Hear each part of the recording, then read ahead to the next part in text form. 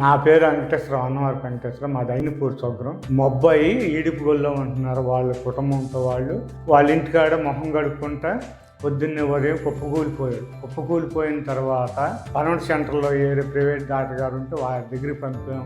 అంబులెన్స్లో తీసుకెళ్లారు. ఆయన గారు నక్కల రోడ్డుకి ఎంఆర్ఐ స్టాండ్ తీపిస్తే దానిలో ఆయన చూసి పలానా చాట అను హాస్పిటల్ ఉంది, ఆ హాస్పిటల్ బ్రెయిన్కి బాగా చూస్తారు, మీకు రికవర్ అవుద్ది, మీరు త్వరగా అక్కడికి వెళ్ళిపోండి అని 3ంటికి ఇక్కడ పంపించారు సార్. ఇక్కడ పంపించినాక ఇక్కడ అప్లికేషన్లో తీసుకుని వాళ్ళు 3ంటికి మళ్ళీ ఐసీయూలో పంపించి వాళ్ళు మందులో వాడారు, ఏం వాడారు, లోపల మాత్రం సోనియా మేడం గారు పంపించారు. బాగా కోలుకునేటట్టు మీకేం పర్లేదు, బాగుంటుంది బాబు, బాగా చూస్తాం అని చెప్పి వాళ్ళు మాకు ధైర్యం ఇచ్చారు. ఆ ధైర్యం ప్రకారం ఉంచామండి. 7 రోజులు ఉంచారండి ఐసీలో.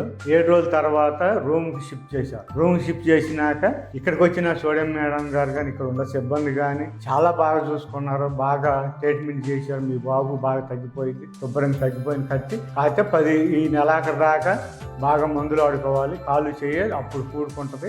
అప్పుడు దాకా మీరు మందులు వాడుకుని బాగా ఎక్సర్సైజ్ చేయమన్నారు సార్.